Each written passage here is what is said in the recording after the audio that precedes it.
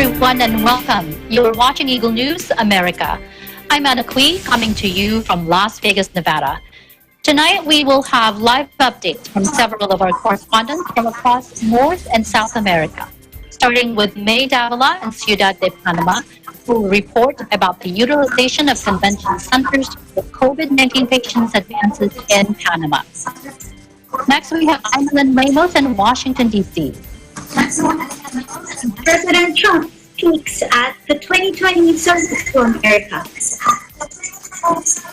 Arlene Ocampo in Fort Washington, Maryland. Maryland Department of Health launches multimedia campaign for contact tracing.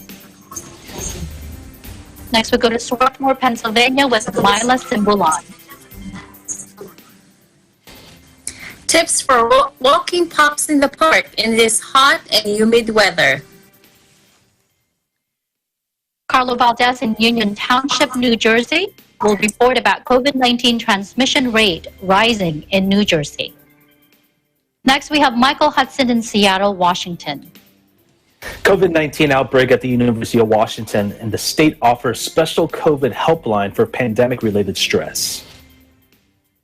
And finally, from the West Coast, Catherine Fiesta in Delano, California. July 4th weekend marks record number COVID-19 cases in Los Angeles. And in Sacramento, California, Macy Mambrera will report about certain counties across California ordered to reclose some indoor spaces. Plus, we get to talk about how we can beat the summer heat. But first, an overview of how the world looks now. According to the Coronavirus Resource Center of Johns Hopkins University and Medicine, as of 5 p.m. Eastern Time, Monday, July 6, 2020, the number of COVID-19 cases reported worldwide is now more than 11 million. This includes close to 3 million in the U.S. Sadly, this virus has claimed more than 535,000 lives worldwide. This number includes more than 130,000 deaths in the U.S. Our coverage begins now. The utilization of convention centers for COVID-19 patients advances in Panama. We have May Davila in Ciudad de Panama with the story. The coming weeks, Panama is expected to report a sustained increase in cases of COVID-19, at least as stated today, July 6, by the Director of the Metropolitan Health Region, Israel Cedeno. Faced with the situation, the authorities streamlined several initiatives to deal with the deadly virus. In this sense, Cedeno said the adaptation plan of the Atlapa and Amador Convention Centers to enable beds and specialized care for COVID-19 patients is already over 50% advanced in the event that it is necessary. In Atlapa, 200 beds are being installed and another 160 in Amador. Plans include preparing other centers in the different provinces because they seek to attend to the situation in time and not wait until all hospitals' capacity are saturated. Authorities consider the spread of the pandemic in the country requires taking measures and looking for spaces where positive patients can be isolated and create the necessary environment to treat them. Cedeno estimates the increase will continue given they are identifying cases and doing more tests and locating traceability centers, all through the organization of each health region. The greatest number of cases is concentrated in Panama Centro, San Miguelito, and the province of Panama Oeste. Desde Ciudad de Panama, May Davila, Eagle News, vivimos en tiempos interesantes. President Donald Trump speaks at the 2020 Salute to America. We have Evelyn Ramos in Washington, D.C. with the report. Evelyn. Thank you, Anna. President Donald J. Trump issued a presidential message on the 4th of July saying that on that day in 776, the Second Continental Congress adopted the United States Declaration of Independence in what is now known as Independence Hall in Philadelphia. President Trump then called upon all Americans and said, quote, Together, we must ensure that we live up to the ideals of our Declaration of Independence and do all that we can to protect and preserve the freedoms that make our country the greatest in the world. This simple presidential message was different in tone from his speech on the White House lawn at the 2020 Salute to America program later that evening. Instead of adopting a unifying message, President Trump, facing a tough re-election and eager to mobilize his political base, railed against protesters demanding racial justice after an armed African-American George Floyd was killed by a white police officer. Let's take a look at the president's speech. Allow an angry mob to tear down our statues, erase our history, indoctrinate our children, or trample on our freedoms.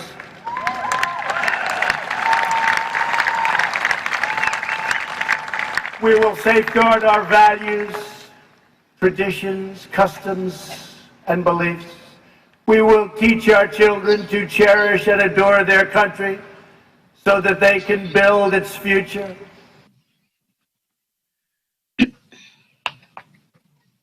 The president also accused China, where the outbreak originated, of a cover-up that allowed the illness to race across the globe. He stated, quote, China's secrecy, deceptions, and cover-up allowed it to spread all over the world, 189 countries, and China must be held fully accountable.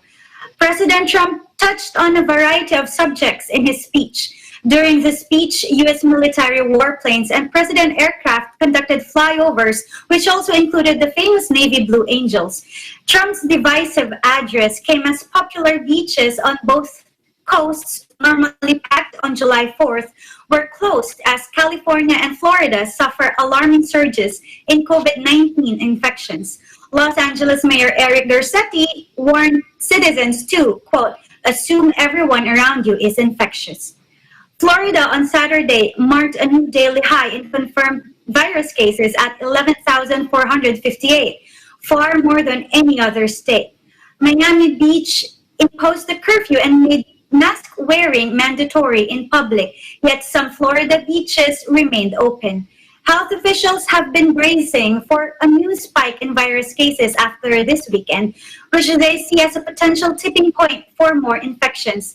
As the U.S. death toll from the virus approaches 130,000, roughly 1/4 of the world's total, Washington, D.C. witnessed one of its largest fireworks display in recent history.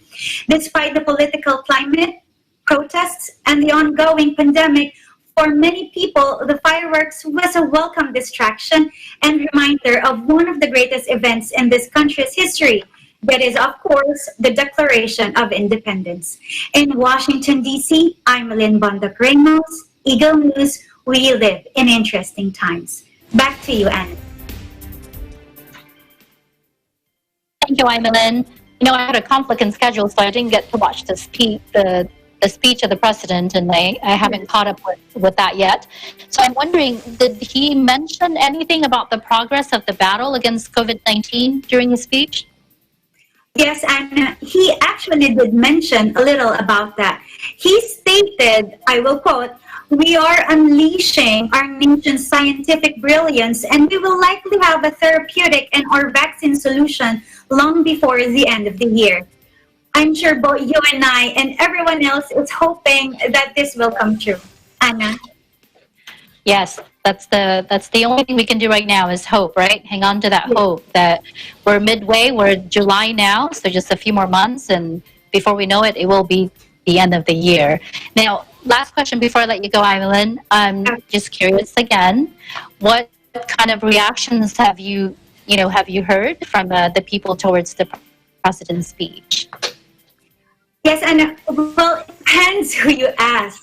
The crowd that was gathered to watch the president cheered him on throughout the speech. If you ask former House Speaker Newt Gingrich, he mentioned that Trump's speech was the most important presidential speech since Reagan. Others would say that it was a divisive or a polarizing speech. So every person will see this speech differently. Anna? All right, I'll spare you from asking you your personal opinion, Eileen. But thank you for that report. Thank you for that report. Continue to stay safe there with you and your family, and looking forward to having you again next time.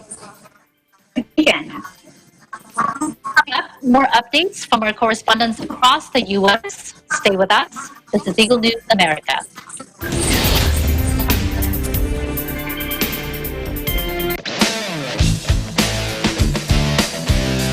Patindi ng patindi at tuloy-tuloy ang pagpapakita ng galing ng ating mga TNG aspirants.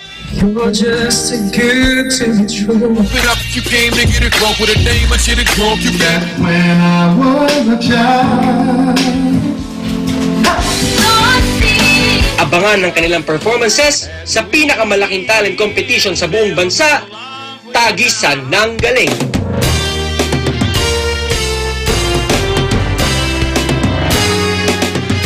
Tagisan ng Galing is presented by SMC Infrastructure Building a Better World. Sandig sugar-free white coffee. Puno ng white coffee taste without the sugar, kaya lower calories. Try mo na Sandig sugar-free white coffee. Sarap ng white coffee, now sugar-free. Veg-approved Nutrichunks, the only premium dog food with active boost for optimum energy and prebiotics that help strengthen immunity. Just like Catherine Bernardo, gawing listo ganado ang fur babies niyo. Listo ganado sa Nutrichunks. Magnolia Chicken Templados, delicious, ready to cook and freshly marinated daily. Pure Foods Lunch and Meat, pure sarap for every family. Star Chunky Cheese Corned Beef, ang cheesy ng corned beef mo. Walang duda, kids can tell na #1 ang Pure Food Standard Juicy. Ang tender, ang juicy, ang sarap. Co-presented by Cooper, expert in air conditioning and electromechanical. Also engaged in structural, electrical, fire protection, plumbing, and sanitary services. Cooper, your ultimate NEPs and air conditioning solutions. Unlad Incorporated International, fight against global poverty. New San Jose Builders Incorporated. Canrib Corporation, your ventilation and air conditioning specialist. Vita Herbs Philippines Green Coffee, masarap, mabango, at healthy pa. Puerto Rico Resort and Convention Center, Cabiao, Nueva Ecija. I love Puerto Rico. In participation with Rain or Shine Elastomeric Waterproofing Paint, Matimco, R Square Vargos Incorporated, Compizel Enterprises, Saisho International Trading Corporation, DN Steel, IMAC UPB Roof Corporation. Hey, Aggression Ho here, and I'm a white coffee lover. Creamy kasi, and very yummy. Pero mas masarap kung hindi nakaka-guilty. Check my new discovery, San-Made Sugar-Free White Coffee. Puno ng white coffee taste without the sugar, kaya lower calories. Try mo na! San-Made Sugar-Free White Coffee. Sarap ng white coffee, now sugar-free.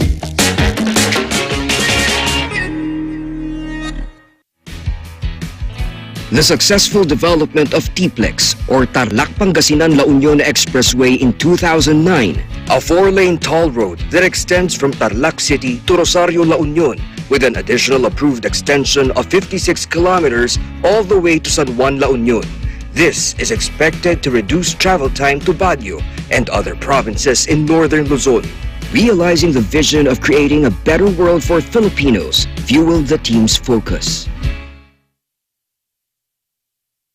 Listo at ganado ang baby ko sa vet-approved Nutrichunks with active boost and prebiotics na pampalisto. Made with real meat, with essential nutrients to help them grow healthy and happy. Listo, ganado sa Nutrichunks. Ikaw lang ang star ng buhay ko. Para sa akin, perfect ka. Ang cheesy ng corned beef mo. Pag Star Chunky Cheese Corned Beef, sarap ng corned beef, inangat pa ng real cheese cubes. Star Chunky Cheese Corned Beef.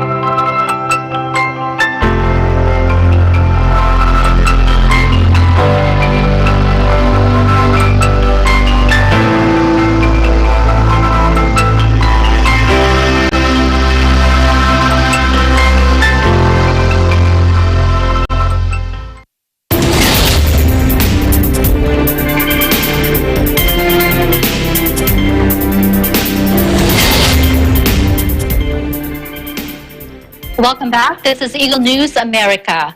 I'm Anna Cui in Las Vegas. The Maryland Department of Health launches a multimedia campaign for contact tracing. We'll hear from Arlene Ocampo in Fort Washington with the report.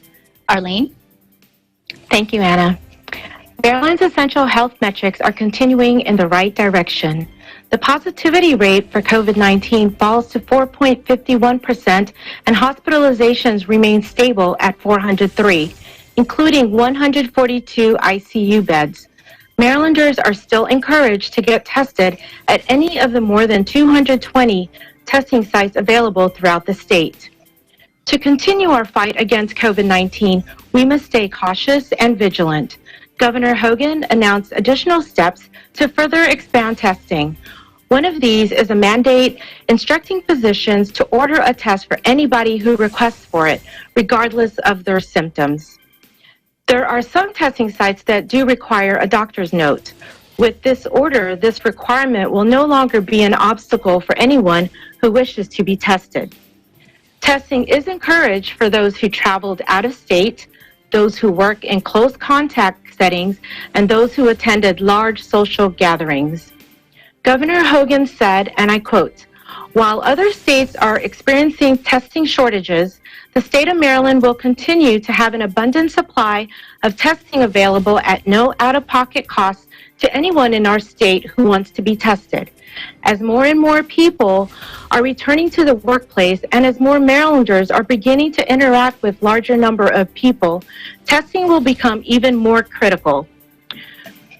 Hogan added, and I quote, "We are making great strides in further expanding testing in Maryland and strongly encourage anyone who is interested to get tested." Meanwhile, there is a statewide multimedia campaign for COVID-19 contact tracing that was launched by the Maryland Department of Health called Answer the Call.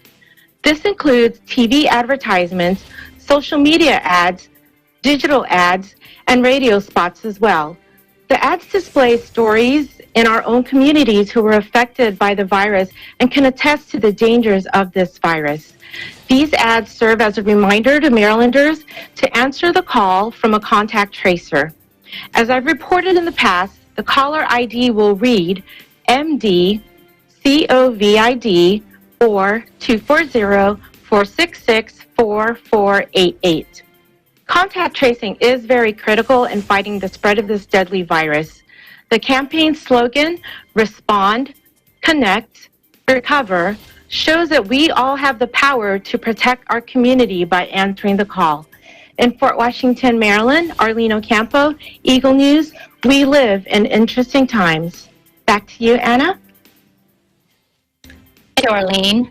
That's really good that, in Maryland, there's abundance of testing because, as we'll hear later from our other correspondents, there's certain restrictions, in certain areas. So that's good. How do you feel about this multimedia campaign for contact tracing? I actually think it's a good idea. Sadly, not everyone is aware of the importance of contact tracing. So hoping this campaign will allow more insight with the visuals that are provided. I know with me, I'm more of a visual person. So hopefully with the TV ads and the real life stories, hoping people will understand that they too can make a difference in fighting this virus. Exactly, because what's the use of all that testing, if they're not going to be able to, to do the follow-up, right? And that's what the contact tracing is about. So, and that's good. It's social media. Everybody looks at social media at some point during the day, at least that I know of, right? So thank you, Arlene, for that report. I'm wondering, have you gotten a call? I have not. Well, that's good. All right. Well, thank you for that report. Continue to stay safe. Look forward to hearing from you again next time. Thank you, Anna. Thinking of how to take out your dogs in this hot and humid weather?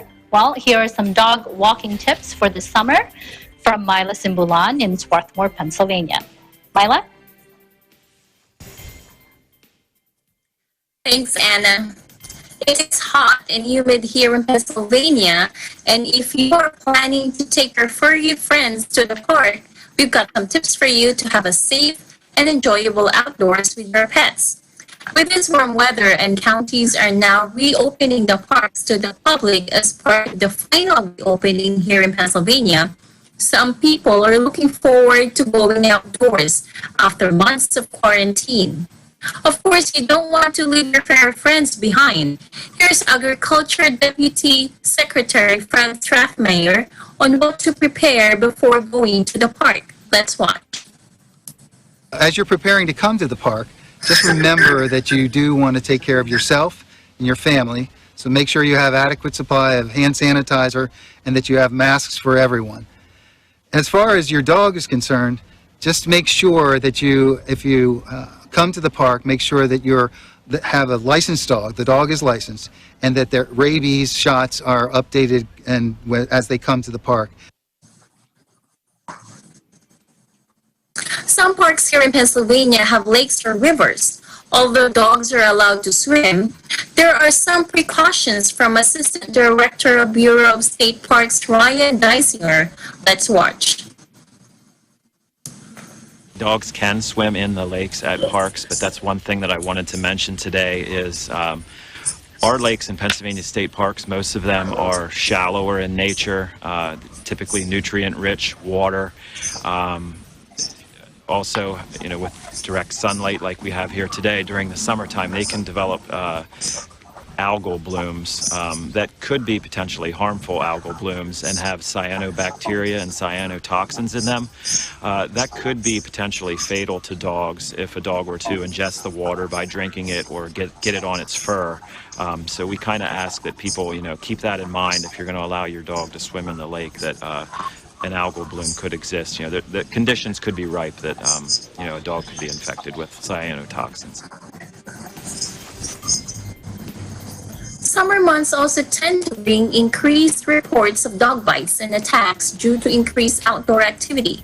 Keep your dog under reasonable control and respect their space. Don't let your dog be at risk of harming others or being designated as one of Pennsylvania's dangerous dogs. Also, do your part to keep parks clean and reduce polluting the waterways. Pick up and properly dispose of your pet's waste. What if you need to leave your dog in a car unattended? Here's Humane Society of the United States Pennsylvania State Director Kristen Tulo to give us some answer. Let's watch. Never leave your pet in a hot car. Never leave them in a parked car for even a second, even with the windows rolled down or with the air conditioner on while the car is running. Temperatures can rise to a dangerous level, and for example, on an 85-degree day, the temperatures can rise within 10 minutes to 104 degrees in that car, even with the windows rolled down. After 30 minutes, we're looking at 120 degrees, which brings to dangerous levels of putting your pet at risk for dehydration and heat stroke, as well as severe organ damage that is not reversible. With what we call dog days of summer here, we need to start thinking about how this weather will affect our pets and what are the policies covering these situations, whether taking a walk or drive or just hanging out in the backyard.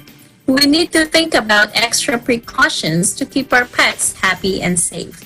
In Swarthmore, Pennsylvania, Myla Sibulan, Eagle News, we live in interesting times. Back to you, Anna.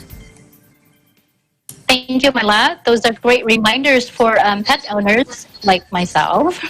Sometimes we don't think about it, but they do need that extra protection, especially in a very, very hot place like here in Las Vegas.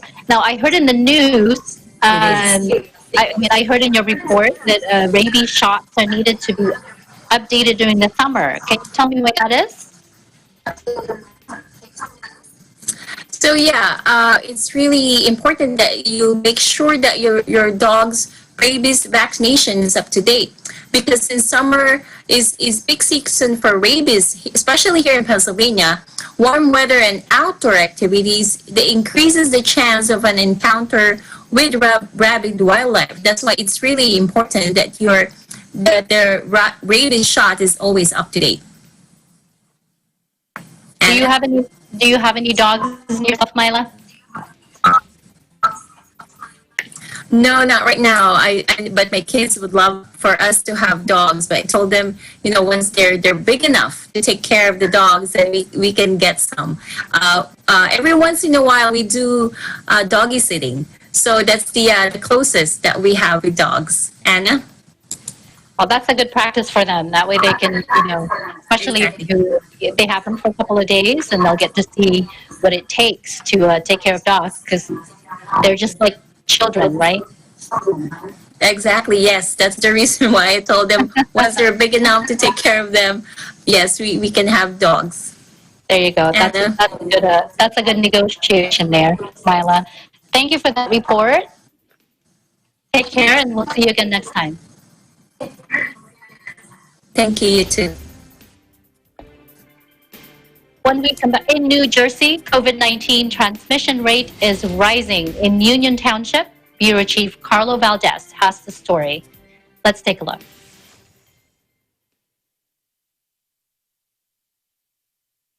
Thanks, Anna. On Monday's COVID-19 briefing, New Jersey Governor Phil Murphy says we need to do more as the rate of transmission of virus reproduction increases to 1.03. Here are more details from the governor. Today, the rate of transmission, the rate at which COVID-19 spreads from one person to another, exceeds 1.0 for the first time, I think, Judy, in 10 weeks. For the last 2 days, our rate of transmission, or RT, has been at 1.03. This means that for every new case of COVID we are seeing, that case is leading to at least one other new case. This means increasing rate of spread statewide. This is an early warning sign that, quite frankly, we need to do more. As for more stats for COVID-19, New Jersey has received 216 new positive COVID-19 test results, totaling to 173,611. Sadly, an additional 20 COVID-19 deaths pushed the statewide total to 13,373 lives lost. In Union Township, New Jersey, Carlo Valdez, Eagle News. We live in interesting times. Thank you, Carlo, for that quick update. Now, when we come back, we'll hear more from our correspondents. We'll return shortly. Stay with us. This is Eagle News, America.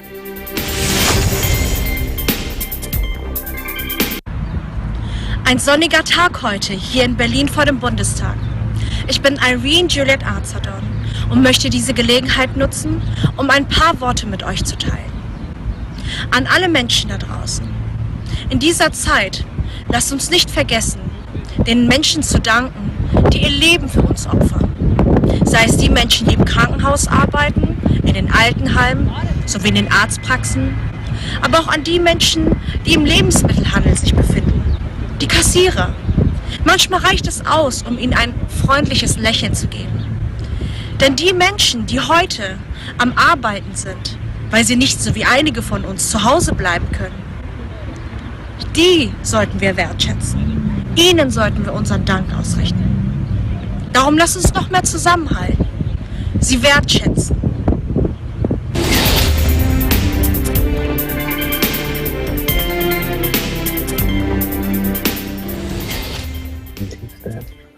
Welcome back. You are watching Eagle News America. I'm Anna Cui in Las Vegas. There is a COVID-19 outbreak at the University of Washington, and Washington State offers a special COVID helpline for pandemic-related stress.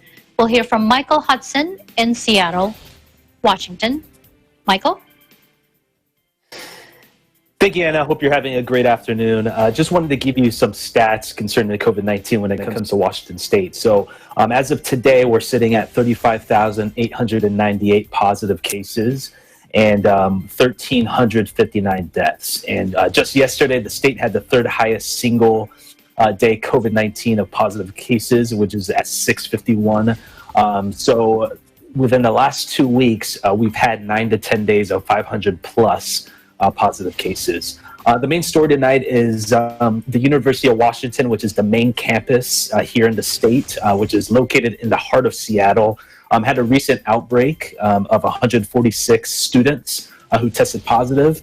You may think it's kind of odd that there's still students on campus, and that's because most of the students that were positively affected, they are not from Washington. They're either from out of the country or out of state, and so we know how tight restrictions are on traveling right now. So what happened is that the majority of these cases come from the students that are living on a particular part of the campus called Greek Row, and this is going to be where most of the fraternity and sorority houses are. And the way it works is that it's one street that basically goes down, and lined on the street are just houses that are really packed and tight together. So it's very condensed housing, and you can use your imagination how difficult it must be to really maintain social distancing at this point. Fortunately, the ones that tested positive have showed mild to no symptoms. Right now, the university has responded with pop-up testing sites, which the students can utilize. And aside from this, the state has also created an anonymous phone line called Washington Listens.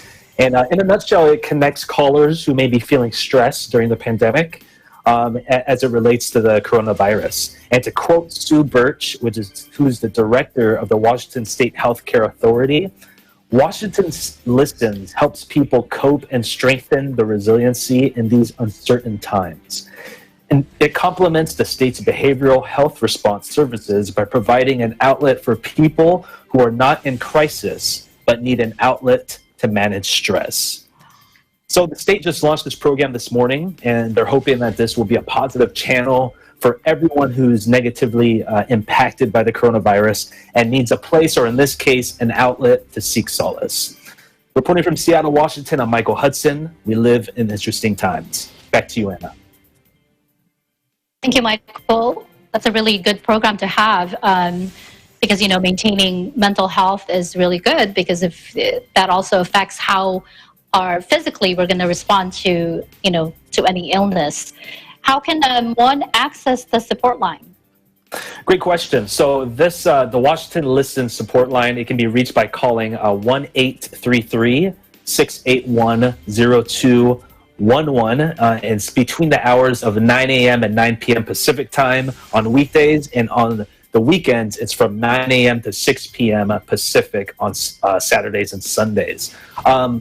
Though this is specifically catered for Washingtonians, anybody can call this line. Why not? Everybody needs someone to talk to sometimes. So definitely utilize that number.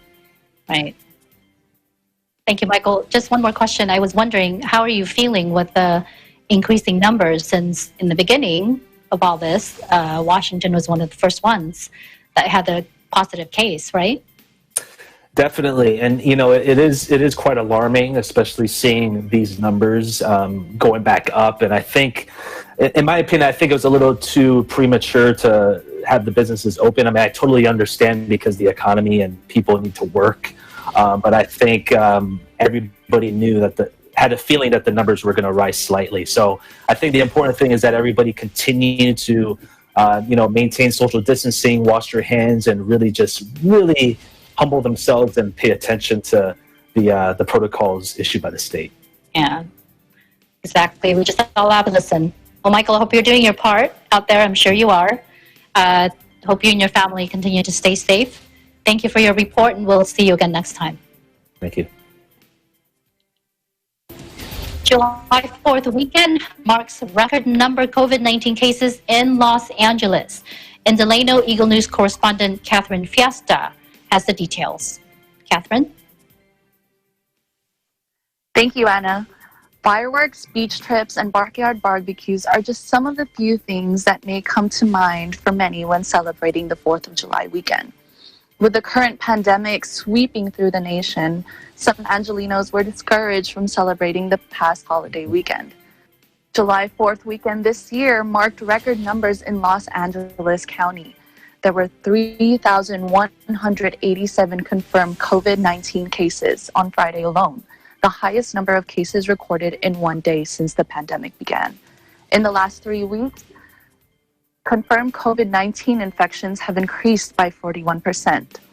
As of July 4th, in Los Angeles County, there were 1,921 hospitalized confirmed COVID-19 cases. 28% of these were currently in the ICU and 18 were on ventilators.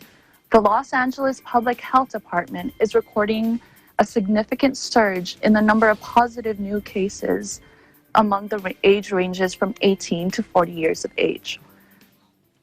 Barbara Ferrer, the LA Public Health Department director, stated today, "What we do now determines where we are in 3 to 4 weeks.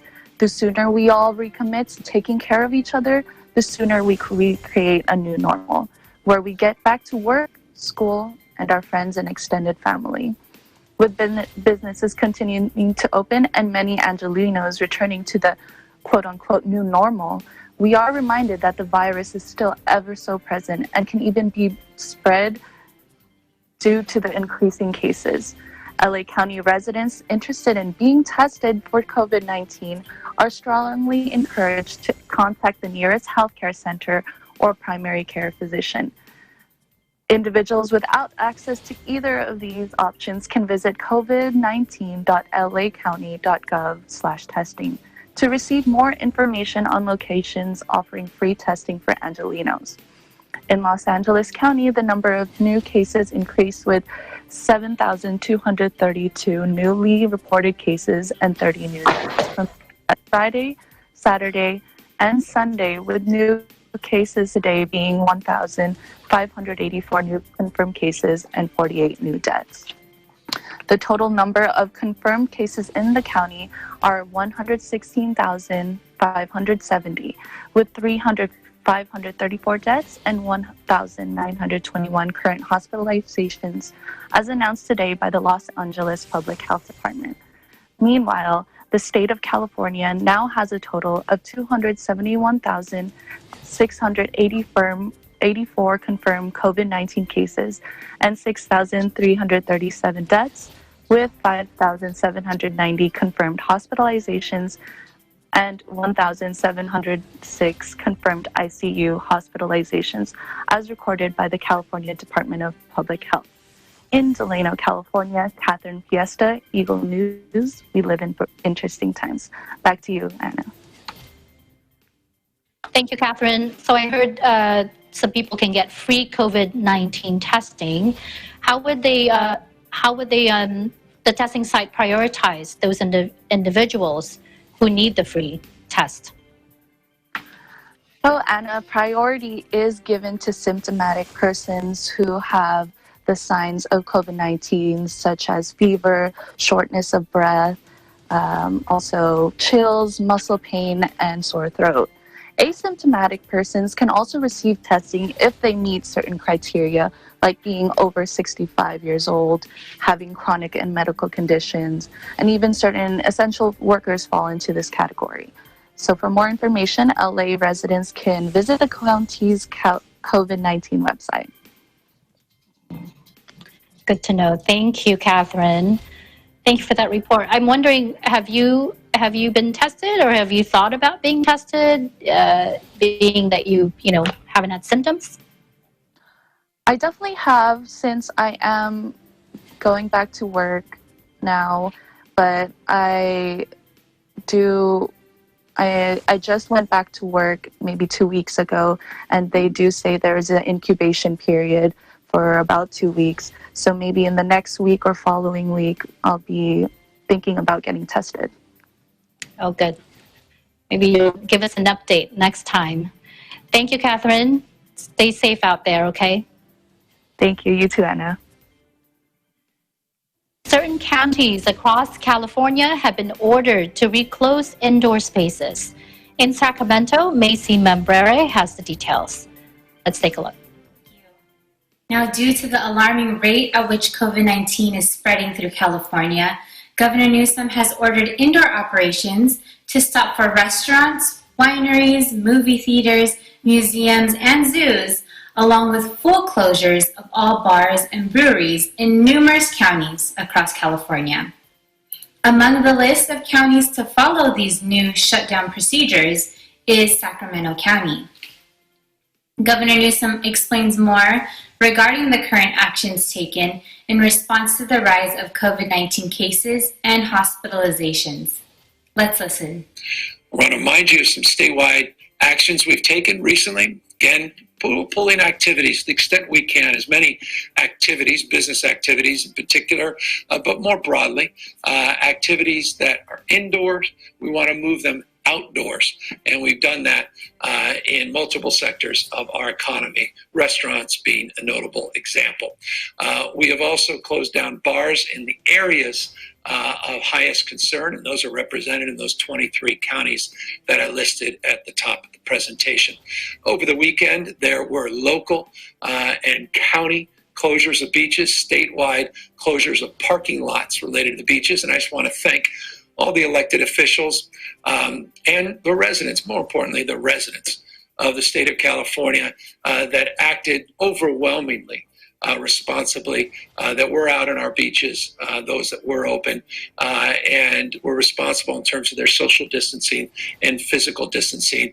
I want to thank those that were educating the public, those that weren't, unfortunately, acting in their best health interest or the health interests of others. The efforts to educate and to encourage and to enforce were, I think, very effective. They weren't perfect, and certainly people will highlight exceptions, but I just want to compliment the local efforts, the county efforts, the educational efforts, and the social persuasion that was very, I think, well represented and demonstrated over the 4th of July holiday weekend. And thank everybody for, again, their concurrence in this effort. And as I noted just in the slide, this multi-agency enforcement, this efforts on these strike teams, more targeted enforcement, was also demonstrable. And I want to just thank our agencies, now 10 agencies in total, that were part of those actions. As counties move through different stages of reopening, Governor Newsom discussed how many conversations regarding COVID-19 have been centered on when the economy will reopen. But he mentioned that a critical part of reopening is having the discussion on how to reopen safely. He explains more in the press conference. Focus, again, is to remind people that we have put forward guidelines in the state. So much of the focus, I've said in the past, has been around when to reopen our economy, but not how to more safely reopen sectors in our economy. And so we really need to get back to a focus on how to safely reopen our economy. What are the mitigations that need to be in place? What are the expectations that we set forth as it relates to wearing masks, both from a staff perspective and a patron perspective? What are the physical distancing criteria that we have attested to and put into place pursuant to those state guidelines? What's the signage that has been put up so it's visible and people have access to it, physical distancing criteria and the like. And so we really focused in on workplace safety guidelines. Again, the enforcement is not just about being punitive. It's also about educating people, allowing people to make modifications, but moreover, to address the bad actors, the folks that are simply just disregarding these orders, and to hold them to some account as well. But this is the primary focus of the enforcement, education, along the criteria that we put out and the guidelines and the modifications that we've made, again, focusing on how to safely reopen sectors of our economy. Like what was mentioned, these workplace safety guidelines will keep both employees and customers accountable and responsible in slowing the spread of COVID-19. In Sacramento, California, Macy Membruri, Eagle News, we live in interesting times. Macy, for your update. Coming up, strategies on how to beat the summer heat. We'll return shortly. This is Eagle News America. Stay with us.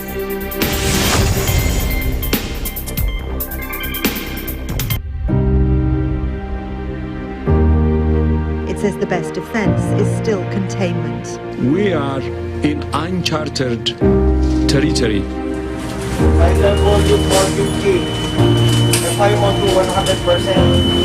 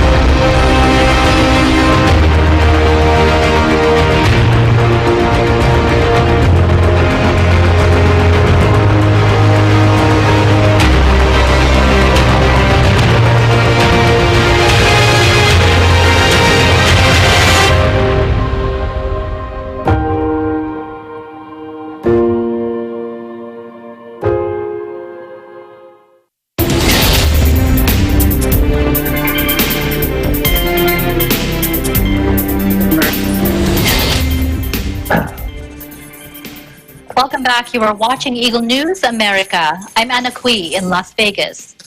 Summer is here, and with the season comes the heat. 100-degree weather plus humidity in some places is not very friendly.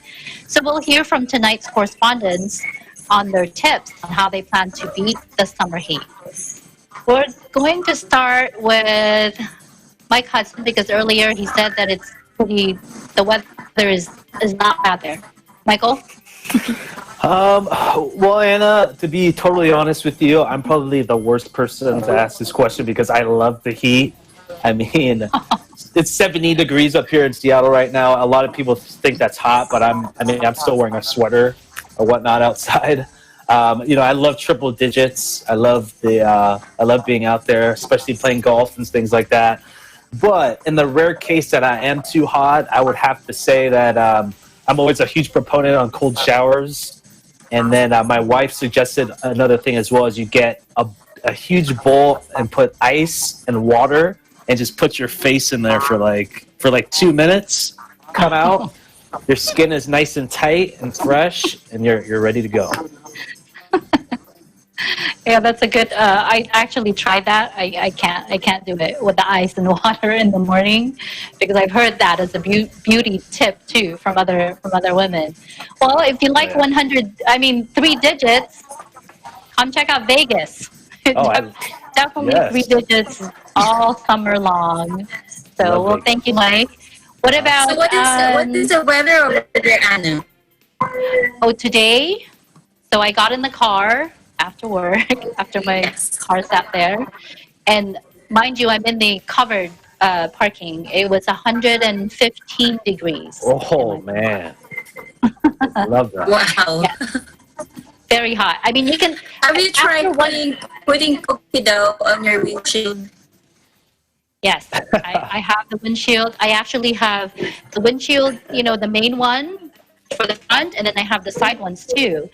And I always keep like a long sleeve shirt in the car because when I don't have long sleeves on, I put those on because just the heat is so bad.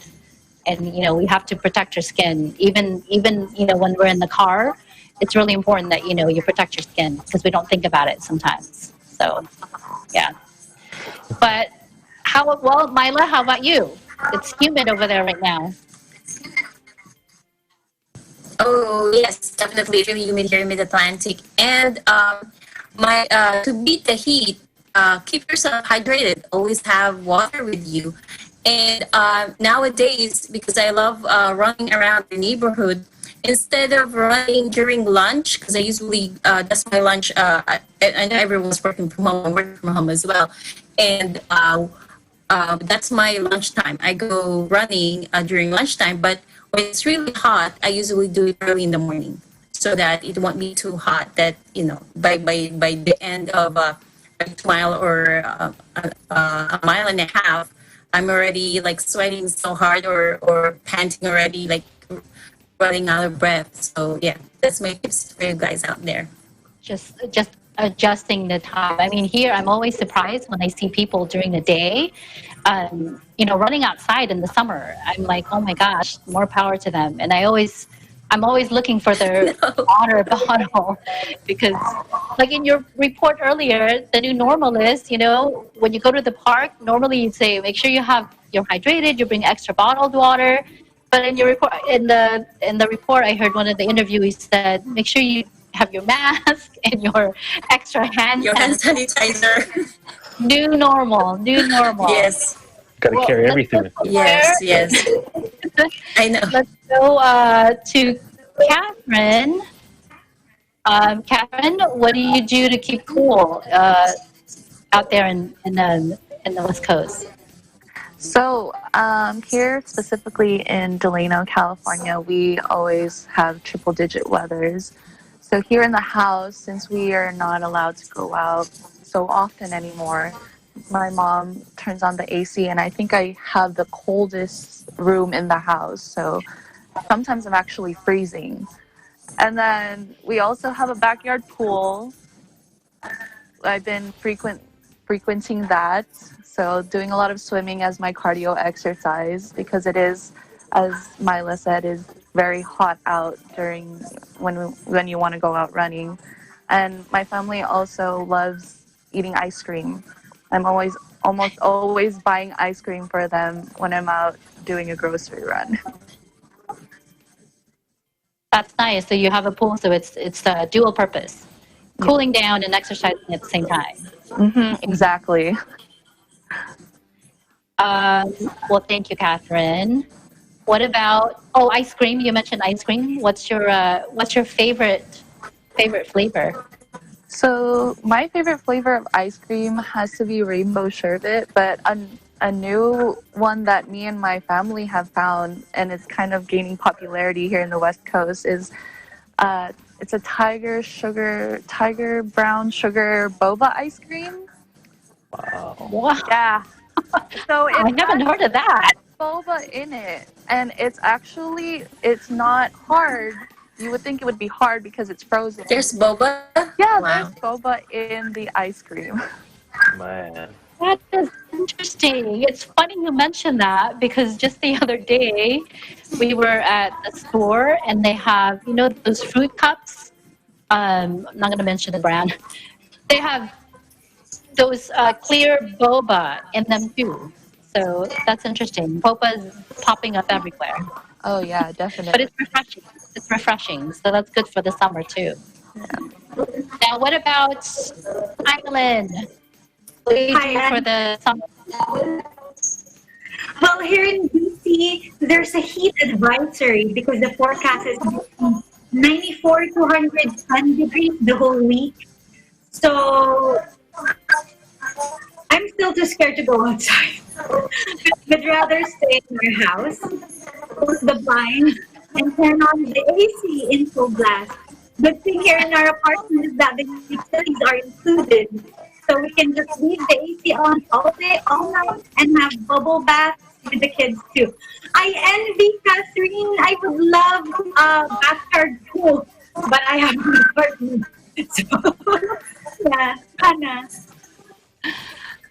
Well, and you mentioned 94 to 100, but that's not accounting for the humidity, right? Because it gets pretty humid out there in DC. It is. It is actually humid just today. It was very humid. It's difficult to breathe. So it's better to stay inside. Well, I know you have little ones, so, they have those slip and slide and all kinds of fun water toys that they can have to keep they cool. Do. I bought everything in Amazon that I can buy for their bubble bath. Just so they can it keep them occupied. Oh, it's so hard to have babies. Well, you're doing a great job, Evelyn. And don't be afraid to join them. Join them in those water toys, that they have. I've seen them. So, well, what about Arlene over there in Fort Washington? Kind of just next door, probably the same. Well, no, you mentioned earlier training out there, right? It's been storming, yeah, and it's because of the hot weather. So, but yes, I myself, I don't like the hot weather. So, since I won't be going to the beaches this summer, I will just stay indoors. Yeah, I'll stay inside too. We've got a basement. It's nice and cool there. And like it was mentioned, sometimes it's a little bit too cold. And so I'm allergic to dairy products. So no ice cream for me, but I'll indulge myself in sorbet to keep myself cool. It's not the same thing, Arlene. I know. I can only imagine. You could do gelato. You could do gelato too. Yes, I think that's dairy free, isn't it? Well, I've tried non-dairy ice cream. It's not the same. The texture. Sorry, that's why I opted for the sorbets. No, gelato, right? Like Michael said, there's some really good gelatos. Actually, because my son is also lactose.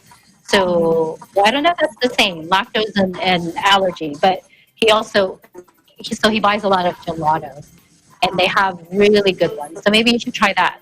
Okay, sounds good. Will do. Once you go out and get out there. All right.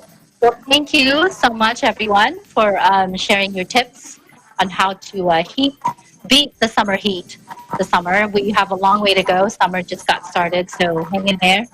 Make sure we all stay hydrated as we continue to endure the summer. And let's continue to thank our frontline and essential workers with a round of applause. So let's join together to do that. Thank you. We continue to thank all of you frontline workers. That is today's Eagle News America. Thank you for joining us. I'm Anna Clee. We live in interesting times.